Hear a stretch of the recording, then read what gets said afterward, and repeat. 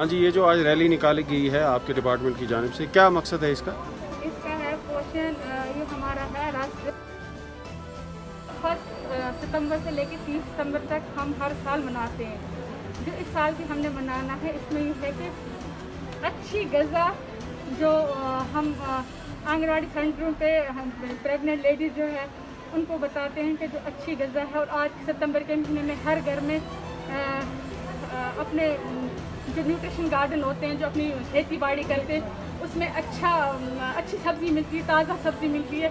हर anganwadi worker हर ये programme हर centre पे करेगी और 1 से लेकर 30 सितंबर तक करेगी। हर जो इसमें प्रेग्नेंट लेडीज़ है, सैग है, 11 से 14 साल की लड़की हमारे पास आती है, उनको हमने ये बताना है कि जो प्रेग्नेंट है उसको अच्छी ग़िज़ा देनी चाहिए।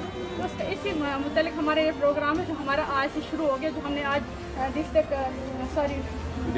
ब्लॉक लेवल ICDS प्रोजेक्ट मंडी से निकाला गया है। तो हम अब कल से हम हर अपने सेंटरों पे करेंगे, हर अपनी पंचायत पे ये प्रोग्राम करेंगे, हर एक आंगनवाड़ी वर्कर हेल्पर करेंगे, जिसमें हमारे सरपंच साहिब और साहब भी साथ होंगे, मेंबर भी साथ होंगे। ये हमें एक प्रोग्राम जो है हमने आज से इसका आगाज़ किया।